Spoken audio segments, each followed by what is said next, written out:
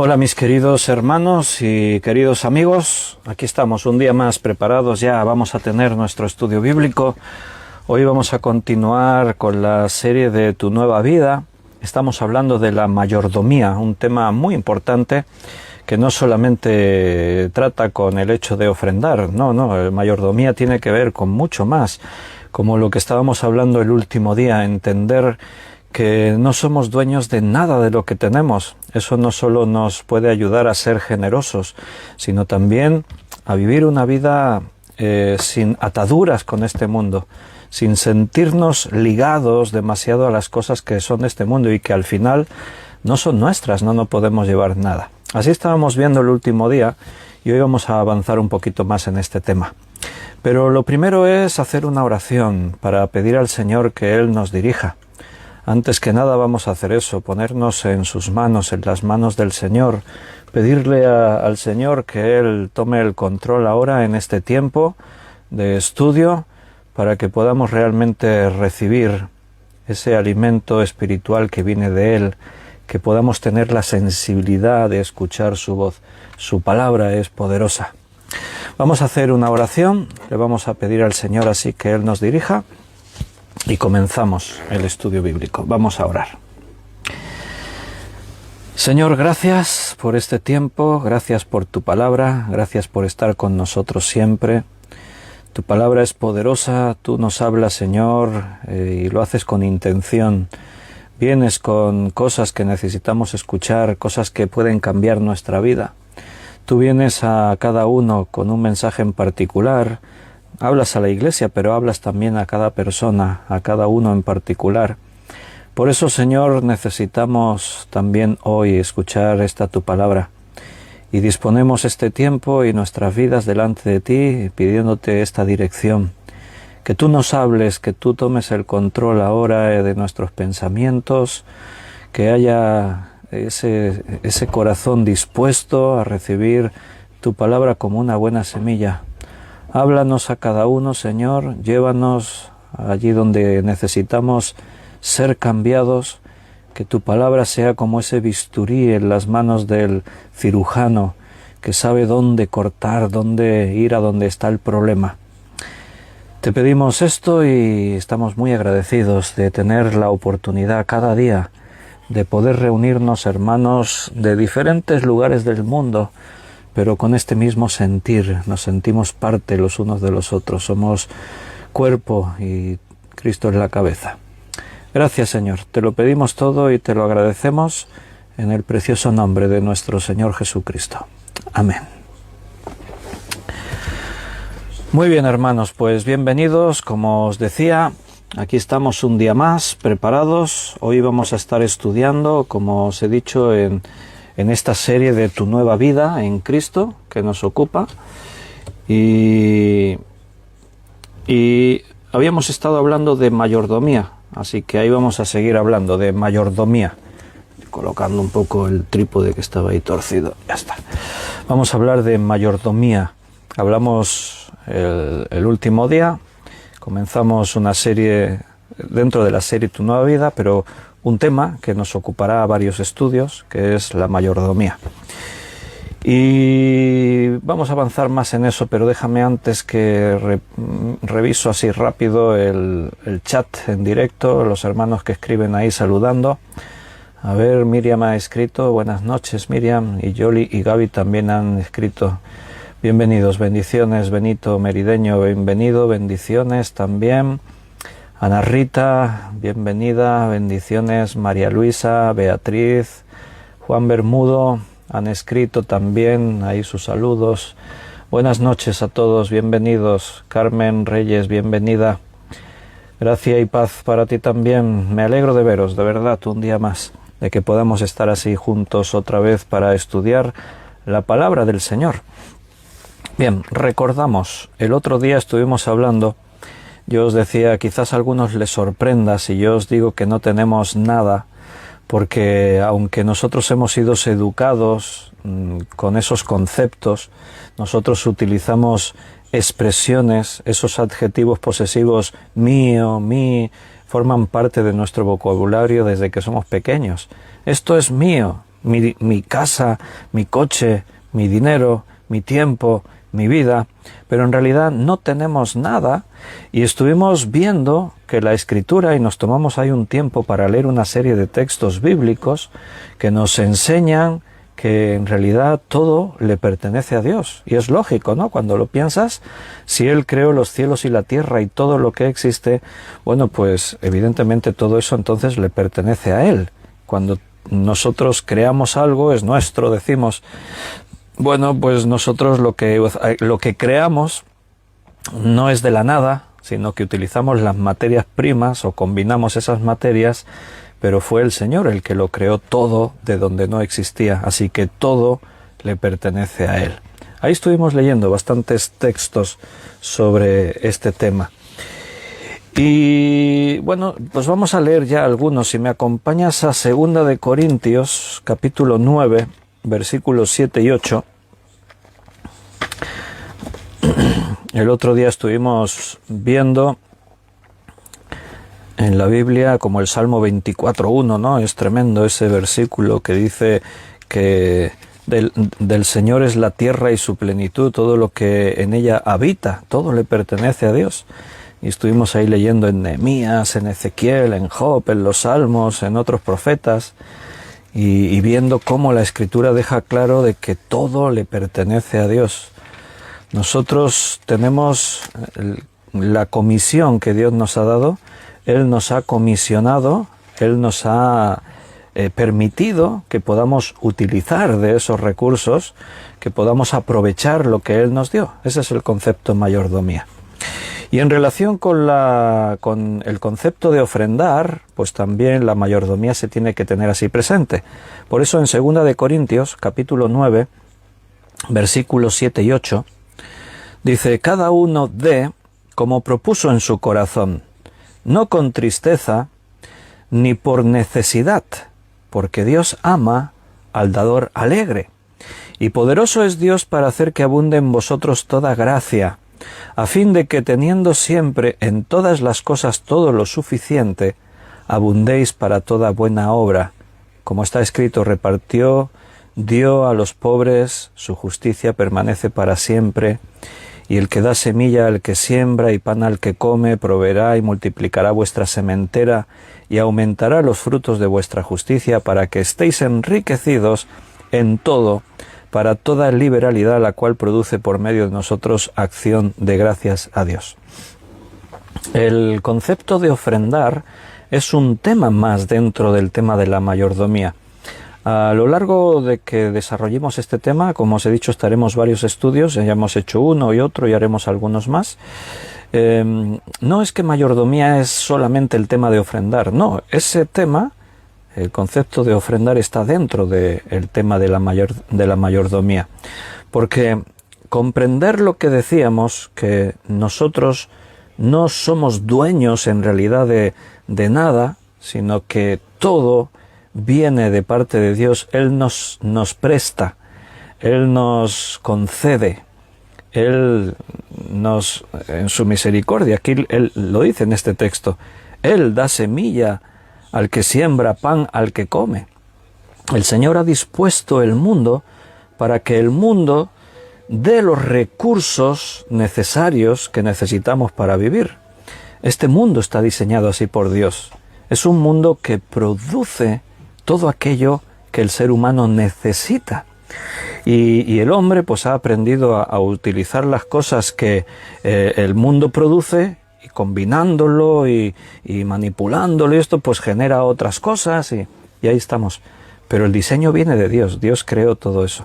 El concepto de ofrendar, evidentemente, se puede enfocar de diferentes puntos de vista. Están los que consideran el ofrendar como una obligación, ¿no? Y ofrendan porque tienen ese sentido de la responsabilidad, es que es una obligación. Pero a veces están ofrendando con un pesar. Fíjate el planteamiento bíblico, cómo tiene que ser el tema. Cada uno dé como propuso en su corazón. O sea, tú decides cómo ofrendas y qué es lo que das. Lo tienes que decidir tú, yo no lo puedo decir por ti. tenéis que dar el 10%, el 20%, el 50%, tienes que... O sea, yo no, como pastor, no es mi tarea estar manipulando a las ovejas para provocar que den, no. A veces hay gente, líderes en el mundo evangélico, que utilizan la astucia, el chantaje, la manipulación para provocar que la gente ofrende. Bueno, eso no viene de parte de Dios. Eso viene de la codicia por el dinero.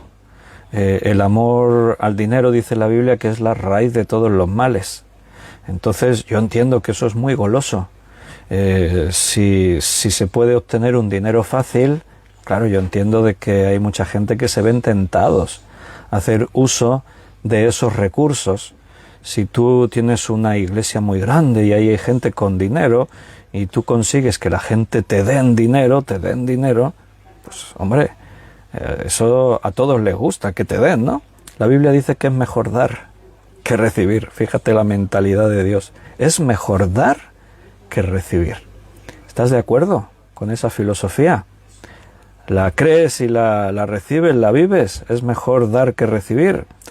Bueno, algunos dicen amén, pero en el fondo de sus corazones cuando dan les duele, como Ananías y Zafira de Hechos, ¿no? Que dieron, pero les dolió y engañaron, se quedaron con una parte. Bueno, cada uno dé como propuso en su corazón. Y fíjate lo que dice, no con tristeza ni por necesidad. O sea, tú no te tienes que sentir obligado a dar. No dejes que el pastor o el líder te manipule, no lo permitas. No dejes que te engañen. Tienes que ser generoso con Dios para que Dios te dé sanidad. Eso es falso. O sea, Dios te da de una forma desinteresada. Lo que viene de parte de Dios es por gracia.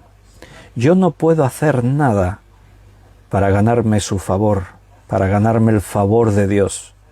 Yo no puedo ganar a través de méritos las cosas que Dios me quiere dar.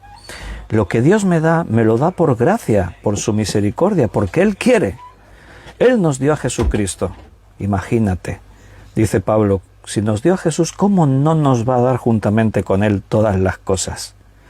Jesús habló del afán, no os afanéis, ¿por qué comeréis? ¿Por qué vestiréis? No os afanéis. Hay gente que vive obsesionada con eso. Cierto que tenemos responsabilidades, pero como hijos de Dios tenemos que entender nuestro puesto de mayordomía. Nosotros le pertenecemos a Él. Dios ama al dador alegre. Cuando tú ofrendas, tienes que hacerlo, como dice el versículo, con alegría. ¿Por qué? ¿Por qué alguien se desprendería de dinero con alegría? ¿No? La mente del hombre natural. En el mundo, eso de dar dinero nunca se hace con alegría. ¿O me equivoco? Cuando pagáis a Hacienda vuestros impuestos, ¿lo hacéis así contentos, con alegría? Cuando pagáis la hipoteca o el alquiler cada mes, ¿lo hacéis con alegría? Cuando os ponen una multa y tienes que pagar el precio de la multa, vais así a pagar la multa así con una sonrisa, contentos. ¡Ah! Vengo contento que voy a pagar. Ahora que ha subido tanto el recibo de la luz, ¿lo notáis, las subidas? Te viene la factura de la luz ahí, 200 euros, y tú todo contento. ¡Ah! Voy a pagar esto, no me aguanto 2 días, voy a tener que ir ya ahora a pagarlo. Bueno, claro, ¿por qué? Porque sentimos que eso es por obligación. Cuando las cosas son por obligación no dan alegría. Por eso ahí dice el Señor, no lo hagáis con tristeza ni por necesidad, por obligación, no lo hagáis así. Hacedlo con alegría. Y entonces, ¿cómo puede ser que yo lo haga eso con alegría? ¿Cómo? Porque, mira, hermano, si tú ofrendas en la iglesia y pones tu dinero, ese dinero representa que entra para el uso, para la obra de Dios. O sea, tú estás colaborando en la causa del Señor, en la obra de Dios. Entonces, el que yo pueda ser colaborador de eso, a mí me causa satisfacción. Y por otra parte, si puedes dar, eso siempre es un motivo de alegría, porque quiere decir que tienes. Y dice, y poderoso es Dios para hacer que abunde en vosotros toda gracia. Está hablando, recuerda, de economía, está hablando de cosas materiales. Aquí la gracia tiene que ver con eso, porque dice que teniendo siempre en todas las cosas todo lo suficiente, abundéis para toda buena obra. O sea, quiere decir que el Señor nos bendice, nos da, para que nosotros también sepamos dar. Dios es generoso con nosotros para que nosotros sepamos ser generosos también con la obra, con los demás. Entonces, la mayordomía tiene que ver con esto. Tiene que ver con entender que al final lo que yo tengo no es mío. Yo soy un administrador de los bienes que Dios me da. Entonces Dios espera de mí que sea un buen administrador. Si yo os preguntase ahora aquí, entre los que estáis escuchando el estudio en directo, hay hermanos que lo escuchan en diferido, otros lo escucharán dentro de tiempo, no sé. Pero de los que estáis en directo, si yo os preguntase, ¿hay algunos ricos aquí entre los que están escuchando el estudio? Que levanten la mano los que son ricos. A ver, ¿tenemos ricos entre nosotros? ¿Poderosos? Bueno, normalmente responderíamos que no, yo no soy rico. Porque tenemos el concepto de riqueza cuando nos comparamos con los que tienen mucho más que nosotros. Entonces yo veo a los que tienen mucho más que yo y digo, esos son ricos. Entonces yo, por lo tanto, no me considero rico. Pero ¿sabes que si miras en la otra dirección, quizás cambies de opinión?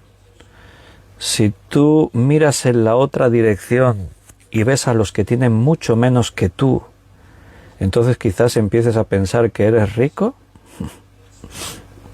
Me acuerdo una vez hace muchos años, una familia que vino de Rumanía, aquí buscando trabajo, buscando pues encontrar otra vida, más recursos, oportunidades. Y vinieron y cuando llegaron aquí se pusieron a vivir en una casa abandonada, se pusieron de ocupas en una casa abandonada. Y entonces pues aparecieron por la iglesia, les conocimos, les ayudamos, estuvimos ahí tratando con ellos.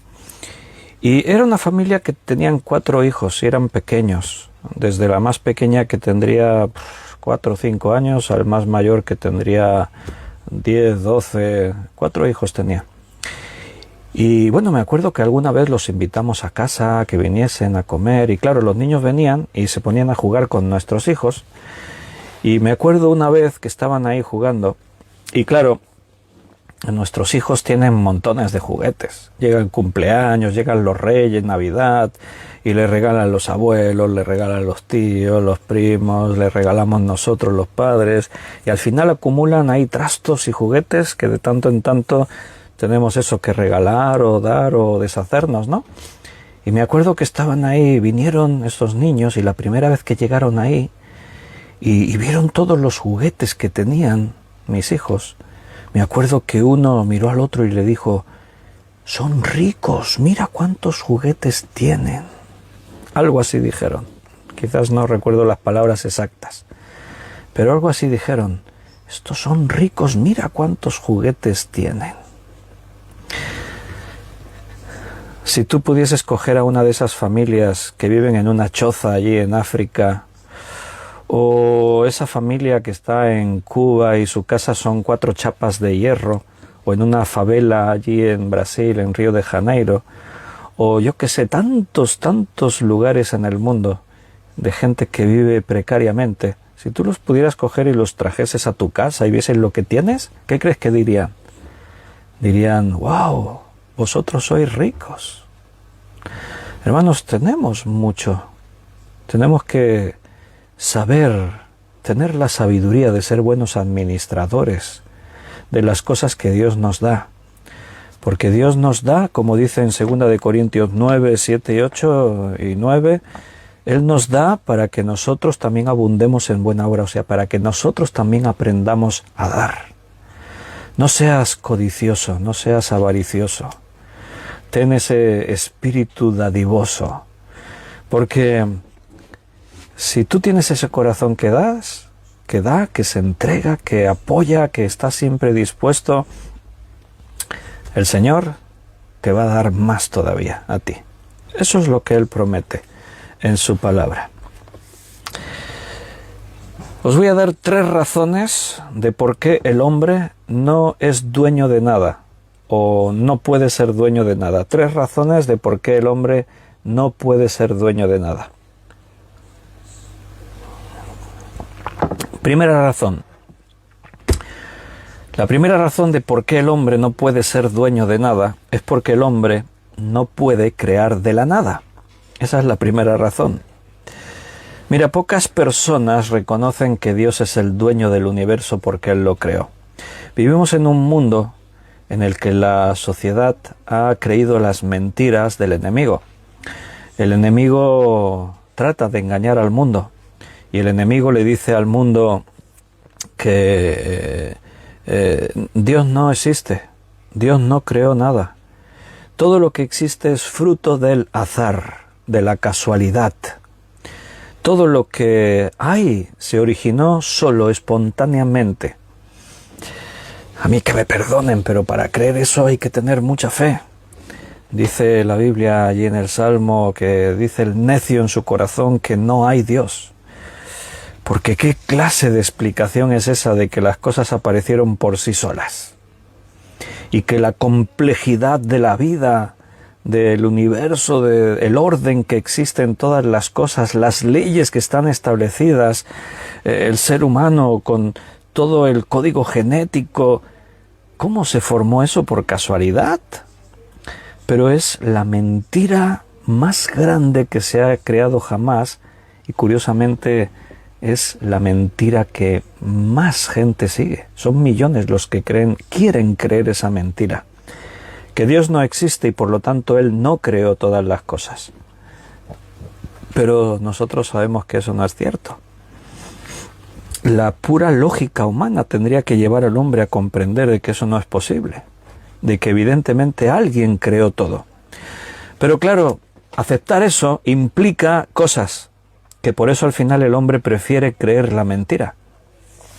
Aceptar que existe un Dios que lo creó todo implica la realidad de que entonces tenemos que darle cuentas a Dios de todo, porque si Él lo creó todo, todo le pertenece.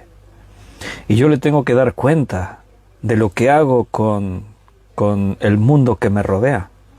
Que le tengo que dar cuentas a Dios de qué hago de los recursos, cómo trato la naturaleza, cómo utilizo mi tiempo y mi vida.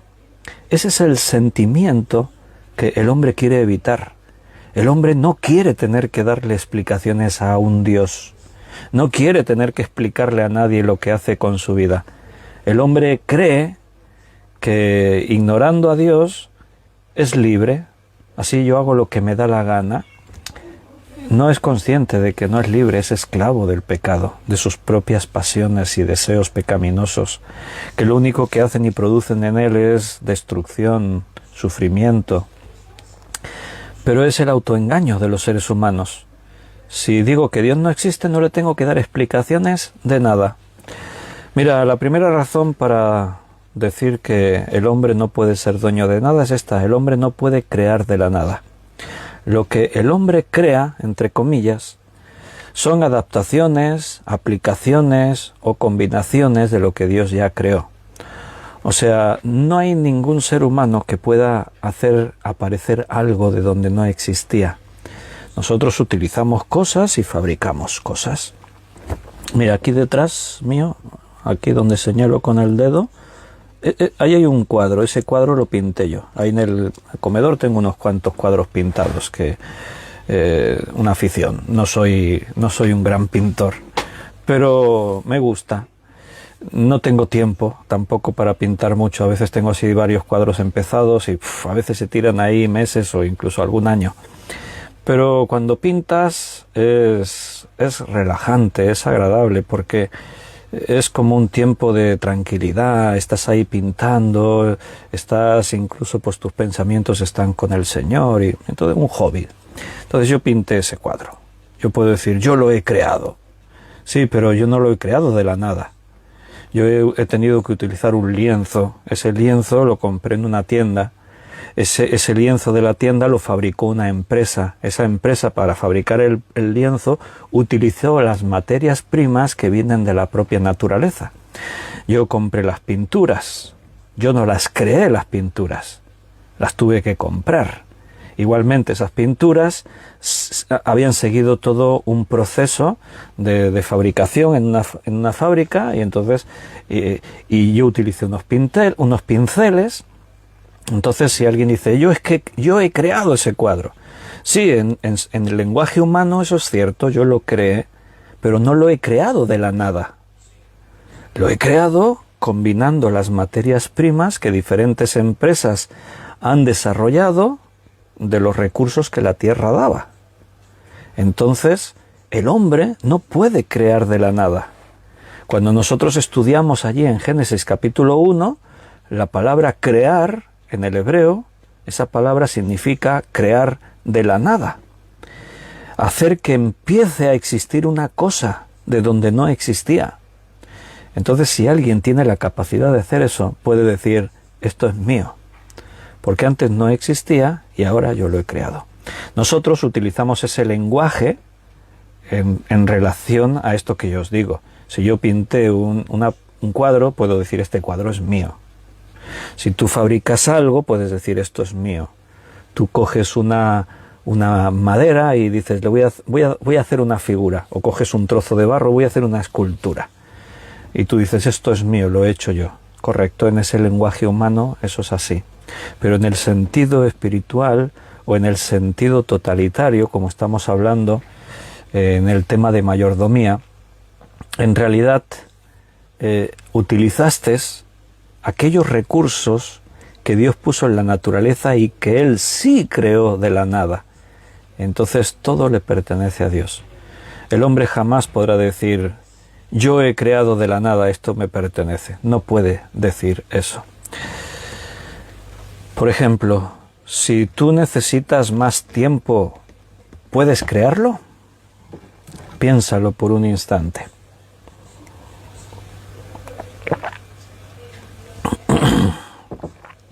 Los días tienen 24 horas, ¿verdad que sí? Seguro que tú eres uno de los míos. ¿Cuántas veces no habremos dicho, se me quedan cortos los días de 24 horas? Si pudieran tener 48 horas un día, a mí me iría genial. Porque empiezas a hacer cosas y no llegas a todo. Te falta tiempo. Entonces, yo no puedo crear más tiempo. El tiempo es el que es. Yo puedo pensar, necesitaría otra vida para poder hacer todas las cosas que quiero hacer. ¿Crees que se puede hacer eso? No podemos crear tiempo. El tiempo es el que es. No podemos añadir ni quitar más. Yo no tengo capacidad creadora, así como Dios, que Él es el que crea de la nada. Nosotros no podemos. Daniel, cuando era pequeñito, y un día me dijo, papá, juega conmigo. Y yo le dije, hijo, no tengo tiempo. Claro, un niño, tú le dices eso a un niño de 2 o 3 años y él todavía no comprende el concepto de tener o no tener tiempo. Entonces Daniel se quedó así mirándome ante mi declaración, no puedo jugar contigo porque no tengo tiempo. Entonces él se quedó así mirándome pensando, hizo así y me dijo, toma, tiempo. Y me dio tiempo. Si fuera tan fácil, ¿verdad? ¡Wow! Entonces estaríamos creando más tiempo, pero no podemos, porque no tenemos esa capacidad. Puedes crear más riquezas. Tú necesitas riquezas. A ver, de los que estáis en el directo, ¿cuántos necesitáis riquezas? Levantad las manos. Si tú necesitas más riquezas, puedes crearlas. Tú puedes trabajar y el fruto de tu trabajo es un salario, te pueden pagar. Pero tú no puedes crear riquezas de la nada. Mira que el hombre lo ha intentado, ¿eh? Seguro que habéis oído hablar de la alquimia. Había científicos, no solamente gente ahí esotérica y gente... No, algunos científicos dedicaron gran parte de sus vidas, científicos de renombre, dedicaron gran parte de su vida a tratar de descubrir, inventar una fórmula científica, química, para transformar metales en oro. El plomo, intentaban transformar plomo, convertirlo en oro, pero no es posible. Al día de hoy eso no se puede hacer. Y fíjate que ni siquiera se planteaban crearlo de la nada. O sea, trataban de utilizar ya cosas creadas por Dios y transformarlas en oro. Pero ni siquiera así se puede. No, es imposible, no se puede. Son elementos de la naturaleza. El plomo es plomo y el oro es oro. Y en el mundo hay la cantidad de oro que hay. No se puede fabricar más. O sea, tú fíjate, la ciencia con lo que avanza y lo que sabe, pero no tiene la capacidad de crear oro. La ciencia, con todo lo que avanza y se desarrolla, no puede crear vida. Puede manipular la vida. Puede quitar la vida. Pero crearla no puede. Entonces el hombre no puede ser dueño de nada porque no tiene la capacidad de crear de la nada. Apocalipsis capítulo 4, versículo 11. Apocalipsis 4, 11. Señor, digno eres de recibir la gloria y la honra y el poder, porque tú creaste todas las cosas y por tu voluntad existen y fueron creadas. Este es un momento de adoración celestial donde los creyentes de todos los tiempos que fueron arrebatados o resucitados están delante del trono en la presencia de Dios. Y para adorar a Dios podrían haber dicho muchas cosas, pero es significativo que en diferentes lugares de la Escritura, en Salmos, en Apocalipsis, en diferentes partes, uno de los motivos que sobresalen ahí a la hora de adorar a Dios es reconocer que Dios es el creador de todas las cosas. ¿Sabes por qué? Porque el mundo lo niega y cuando sus hijos le reconocemos a Él como el único creador, le estamos adorando, le estamos exaltando, le estamos alabando. El mundo no lo reconoce, nosotros sí, y lo proclamamos. Señor, digno eres de recibir la gloria y la honra y el poder, porque tú creaste todas las cosas, y no solo las creó, sino que por su voluntad existen. Como dice allí en Colosenses, que Cristo creó las cosas y Él las subsiste, Él las sostiene. Porque esa es otra cosa. O sea, la ciencia evolucionista dice que Dios no existe y que todo fue fruto del azar. Me gustaría ver solamente una hora que Dios quitase su mano, que sostiene, que pone límites, que permite que las leyes existan, las leyes de la naturaleza. Me gustaría ver que Dios quitase su mano solo una hora del universo, de su creación, de la tierra. Veríamos a ver, dejar la tierra a su suerte, según la casualidad, a ver qué pasaba. No te lo quieras imaginar. Bueno, esta es la primera razón de por qué el hombre no puede ser dueño de nada, porque no tiene capacidad para crear de la nada. Y la segunda razón es que el hombre no tiene control absoluto sobre nada.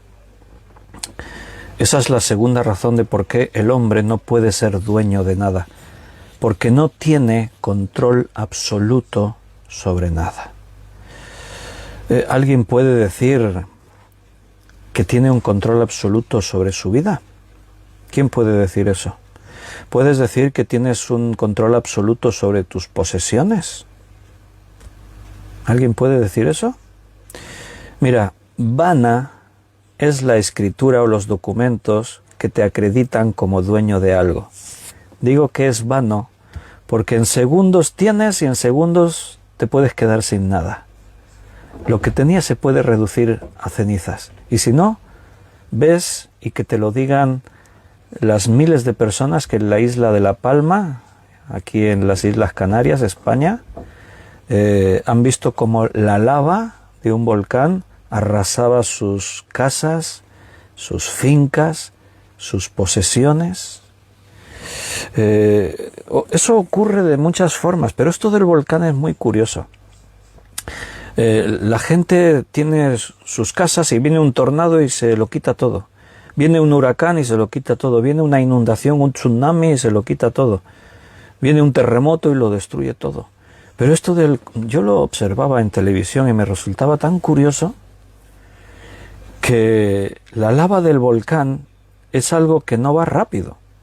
El volcán expulsa la lava son piedras fundidas, es todo ese material que está ahí bajo la tierra, incandescente, son rocas que se han fundido y es como un río de roca fundida, ¿no? De materiales fundidos. Y entonces eso avanza pero muy despacio. O sea, en una hora ha recorrido 2 o 3 metros, dependiendo de la pendiente, ¿no? Pero avanza muy lentamente.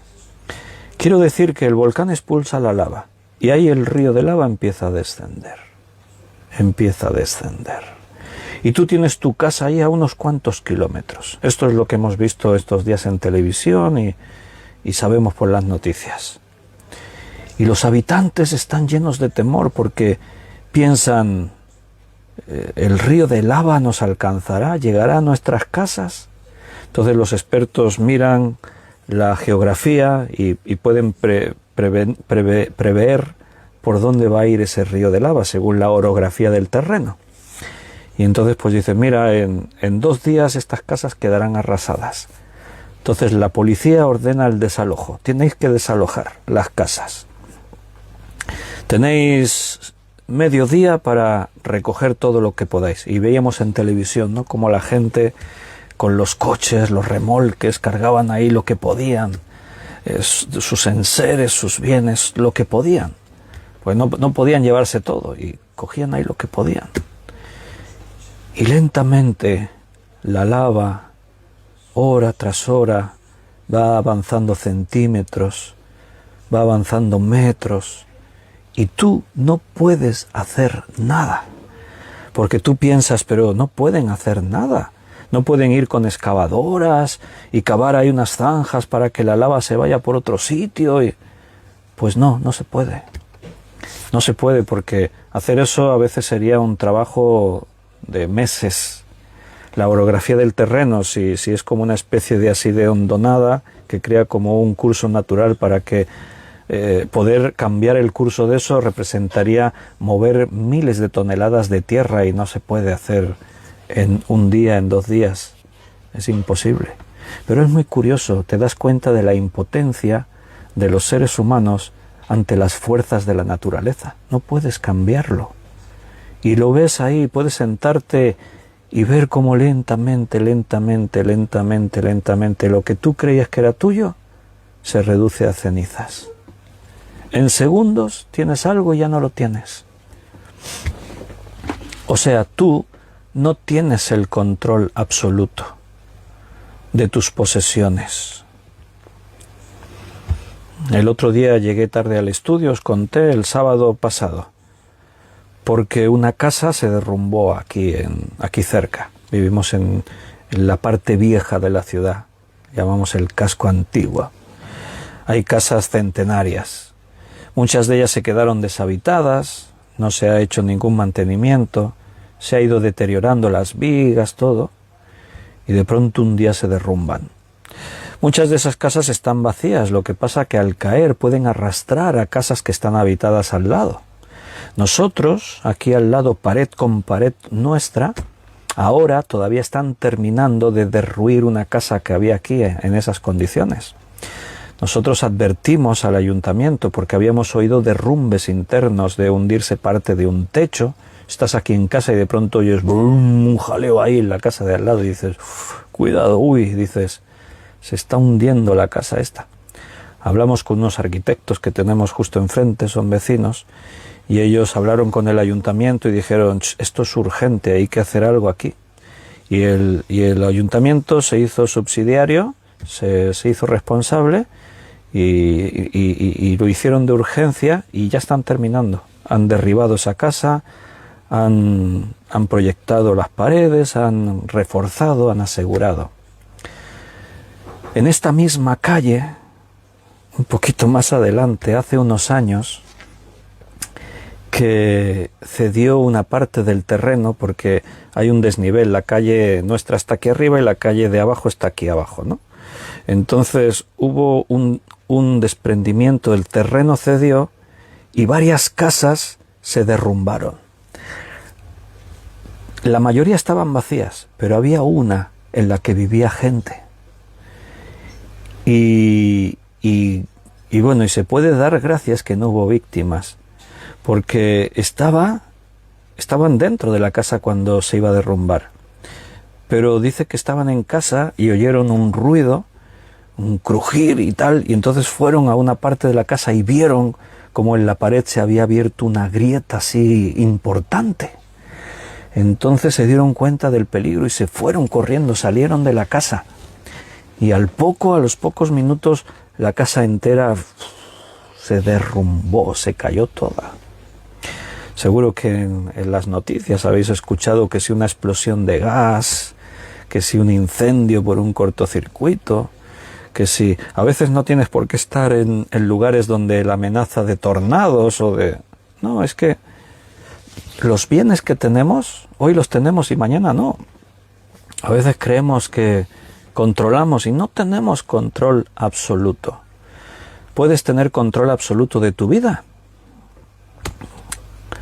La palabra de Dios nos enseña a que no tenemos que ser necios a la hora de decir mañana iré, haré los negocios. Decid, dice la palabra, decid más bien, iré si Dios quiere, negociaré si Dios quiere, porque tú no tienes control absoluto de tu vida. Tú no puedes asegurarme que mañana podrás hacer esto, esto y esto.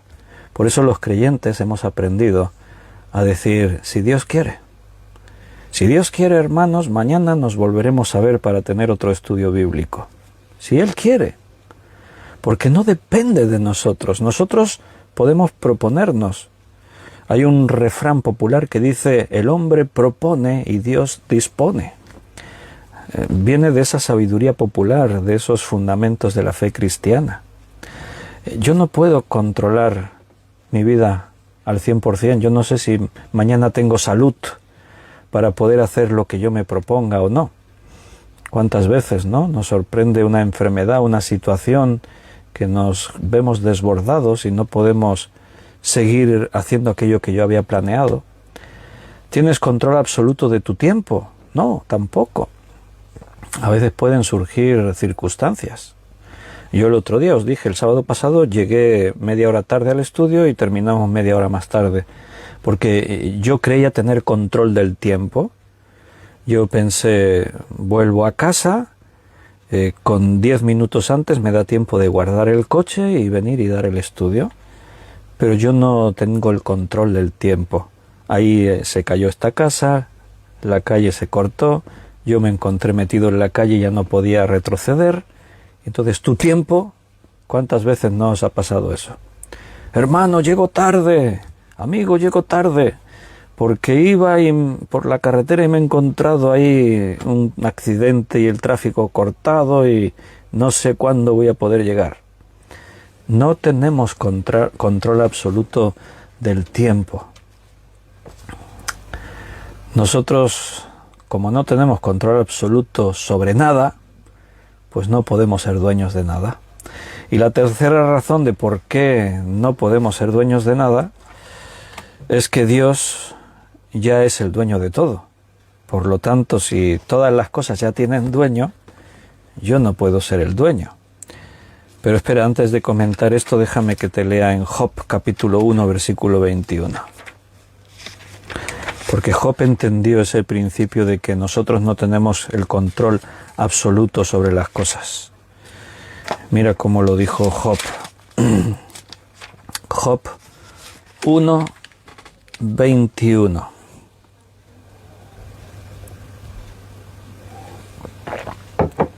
Desnudo salí del vientre de mi madre, y desnudo volveré allá.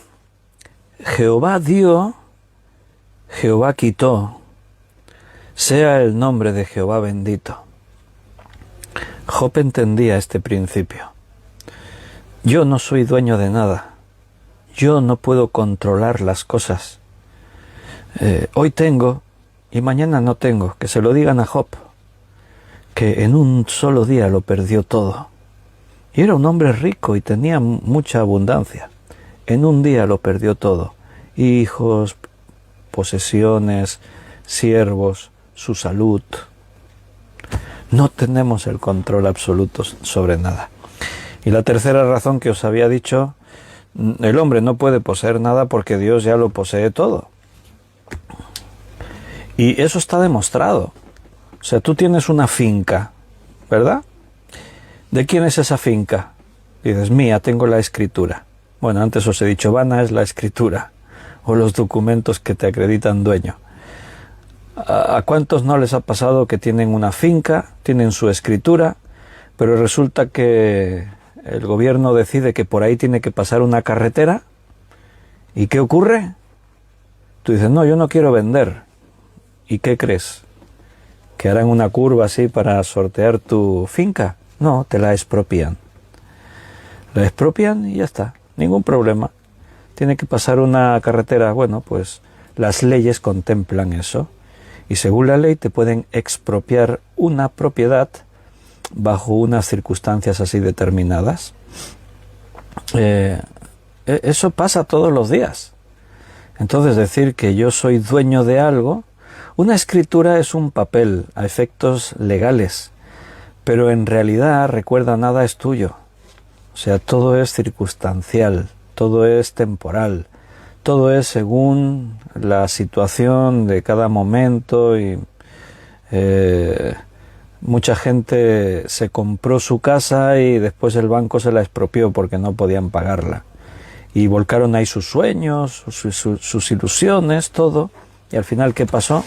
Pues lo que pasa muchas veces, que la vida es así y resulta pues que no tienes el control sobre todas las cosas.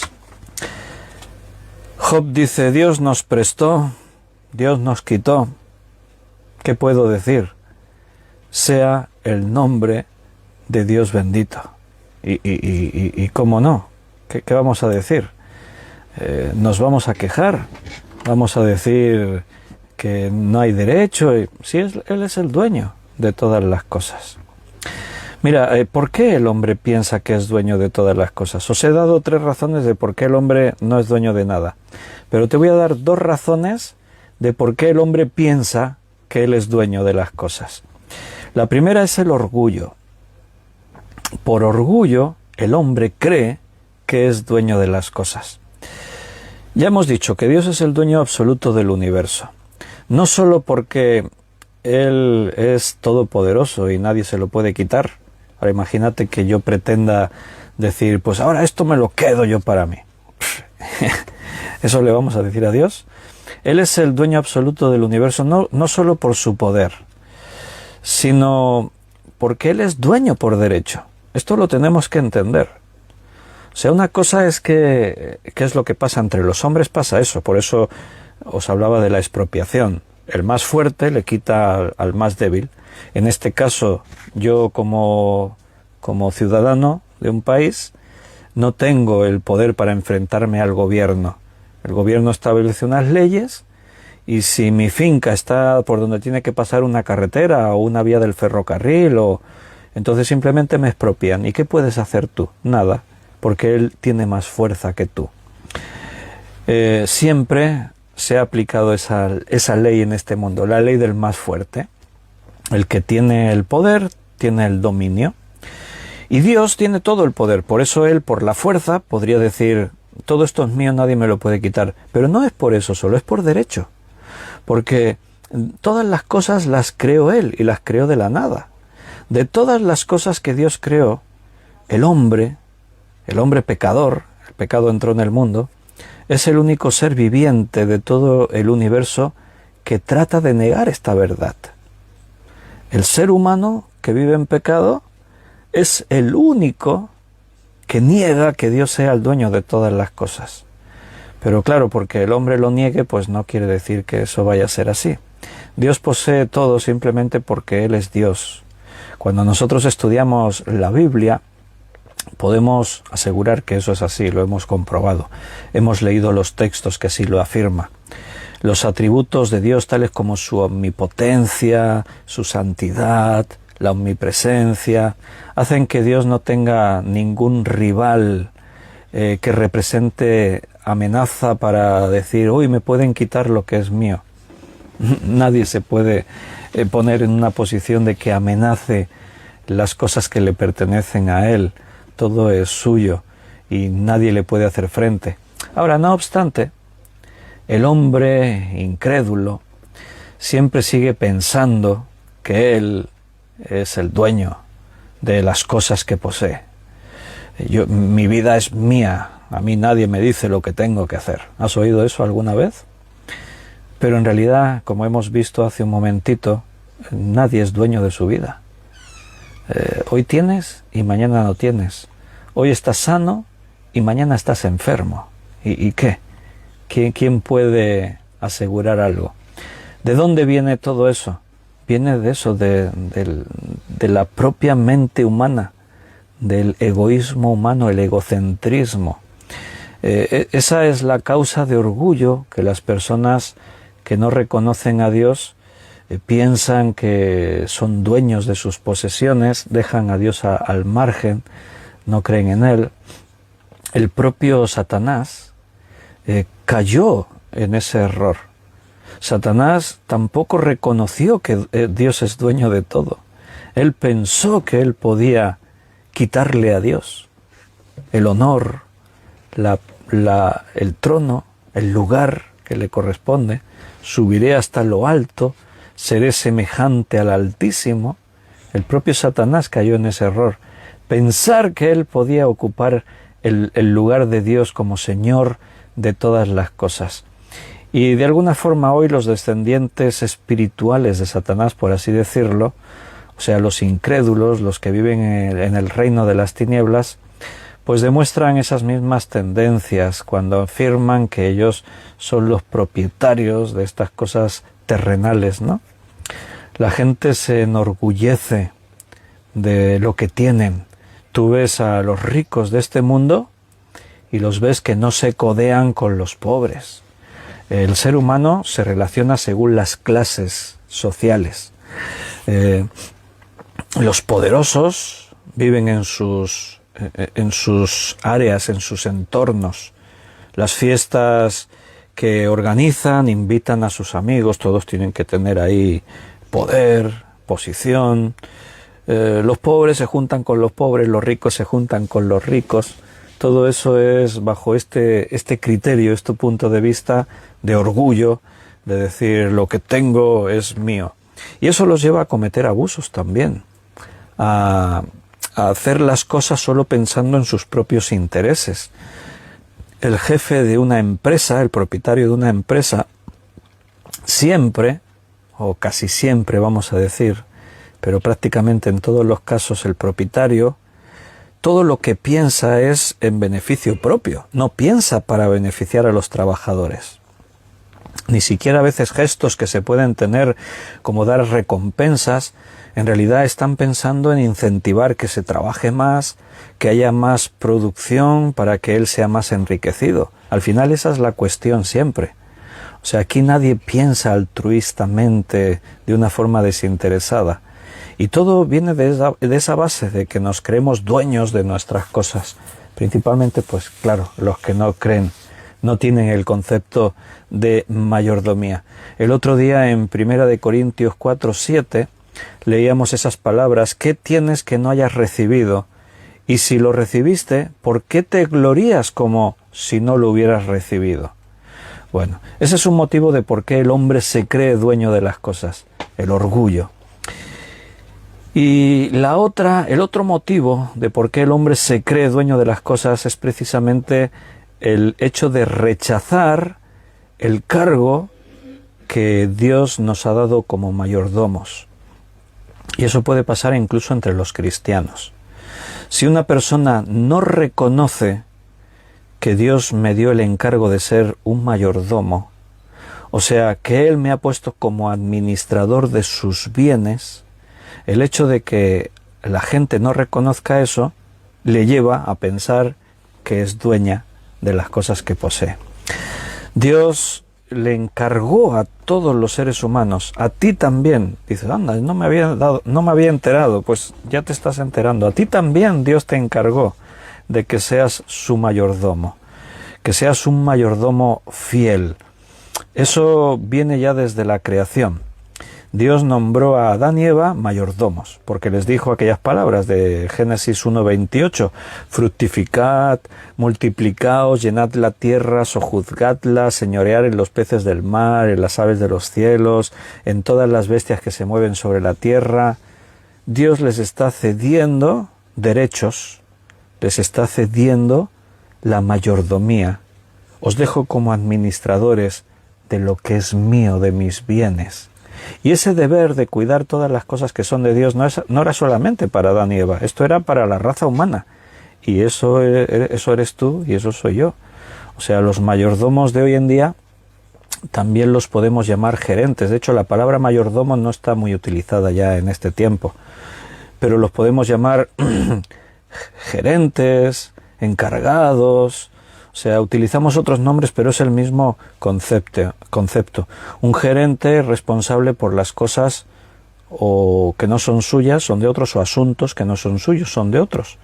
Entonces, en el mundo actual, muchos desean llegar a ser gerentes de alguna empresa importante, ¿verdad que sí?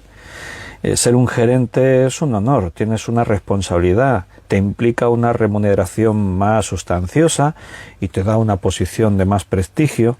Bueno, pues ahora imagínate que Dios nos puso como gerentes. Voy a volver a utilizar el concepto bíblico cristiano, ¿no? Mayordomos. Él nos puso como mayordomos de su creación, de lo que es suyo, de todo lo que le pertenece a Él. Un gerente, un mayordomo en una casa, te contratan como mayordomo. Un gerente en una empresa, un director, encargado, jefe de alguna sección, se le da un honor, pero también se le exige responsabilidad. No te olvides de eso. O sea, hay mucha gente que dice, me gustaría ser jefe de sección de mi empresa, director del departamento tal de mi empresa. Bueno, está bien. Ganas más dinero, tienes prestigio, pero tienes más responsabilidad. Algunos de estos cargos, muchos no terminan cuando llega su hora de marcharse, se llevan el trabajo a casa porque su responsabilidad es tan grande que aún tienen que seguir ahí dándole vueltas y atendiendo el teléfono. Entonces, al aumentar las responsabilidades de la persona, también aumenta el sueldo, aumenta el prestigio, pero también aumenta la responsabilidad. Cuanto más responsabilidad tienes, más tienes que exigirte a ti mismo. Cuanto más responsabilidades, más se te exigirá, más vas a tener que estar ahí cumpliendo con tu obligación. ¿Verdad que sí? Entonces, recuérdalo, míralo así, de esta forma. Tú eres un gerente de Dios. No es una empresa. Es mucho más grande que todo eso. Es un reino. Es un reino que se ha extendido a través de los siglos, que ha comprendido a millones y millones de personas, y Él te ha puesto ahora como gerente en su reino. Formamos parte de su iglesia. Somos gerentes de la creación, de los recursos que Él nos ha dado, y a la vez somos gerentes dentro del cuerpo de Cristo, de la organización, del cristianismo, de lo que Él está haciendo. Dios nos da recursos, nos da bienes materiales, nos da salud, nos da tiempo, nos da todo eso para que lo sepamos utilizar con sabiduría. ¿Qué le pasa a un gerente de una empresa que hace mal uso de los recursos? Que provoca pérdidas, que se beneficia, toma de lo que es de la empresa bajo su propio criterio para sus fines personales, etcétera. ¿Qué le pasa a un gerente que actúa así? Bueno, pues va a ser reprendido, va a ser castigado, va a ser juzgado, puede ser que vaya a la cárcel. Dice, bueno, menos mal que a nosotros no nos pasa eso. ¿Quién dice que no?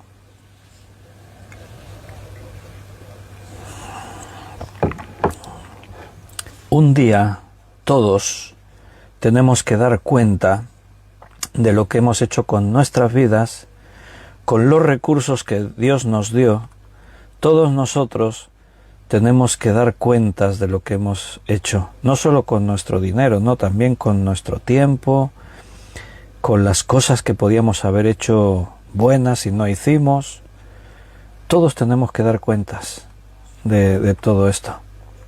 Entonces, bueno, ¿te acuerdas de una parábola que Jesús enseñó? Está en Lucas capítulo 12, versículo 16 al 21.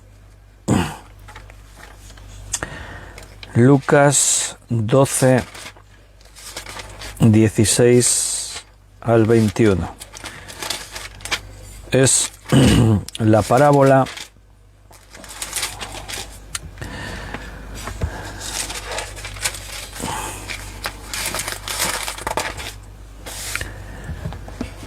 Lucas 12, 16 al 21.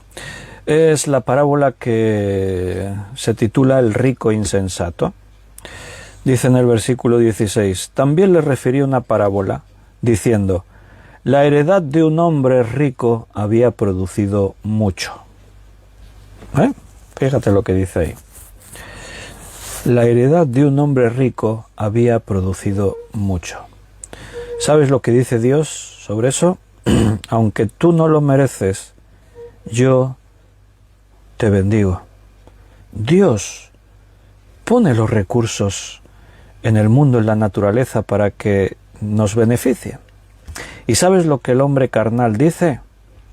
Qué buen trabajador que soy. Mira el fruto de mis manos, todo lo que yo consigo, todo lo que yo me gano, todo lo que es mío. La heredad de un hombre rico había producido mucho. Versículo 17. Y él pensaba dentro de sí, diciendo, ¿qué haré? Porque no tengo dónde guardar mis frutos. Eso es lo que él pensaba, lo que él decía. ¿Sabes lo que Dios dice? Él dice, mira, comparte de lo que te estoy dando con los necesitados. No tengas avaricia. El hombre natural piensa, ¿cómo puedo yo sacar mayor provecho de todo esto? Bueno, ¿dónde voy a guardar todos los frutos que estoy sacando? Y dijo, versículo 18, esto haré, derribaré mis graneros y los edificaré mayores, y allí guardaré todos mis frutos y mis bienes. Y Dios dice, no te olvides que yo soy el dueño. No me robes de lo que es mío. Hemos leído en Corintios, Dios nos da para que nosotros demos. Toma lo que necesites para ti. Úsalo. Disfruta de los bienes que Dios te da. Pero no caigas en esta trampa de esta parábola del joven, de este rico insensato. Mira todo lo que tengo, pero no quiero desprenderme de ello, quiero guardarlo. ¿Qué haré? Voy a derribar los graneros y los construiré mayores para guardar todo esto. Estas cosas son mías, fruto de mi sabio manejo. Es lo que yo he ganado, me lo merezco. Versículo 19. Y diré a mi alma, alma, muchos bienes tienes guardados para muchos años. Repósate, come, bebe, regocíjate. Esa es la filosofía del hombre natural. El repósate, come, bebe y regocíjate. ¿Y qué es lo que Dios dice? ¿Ya te has olvidado de que yo soy el dueño de todo eso? El hombre natural dice, yo soy el dueño, soy rico. Versículo 20. Pero entonces Dios dijo, necio, esta noche vienen a pedirte tu alma, y lo que has provisto, ¿de quién será? Ahí está la reflexión. No eres dueño de nada. Dios te dice, ¿no te había dicho que todo es mío?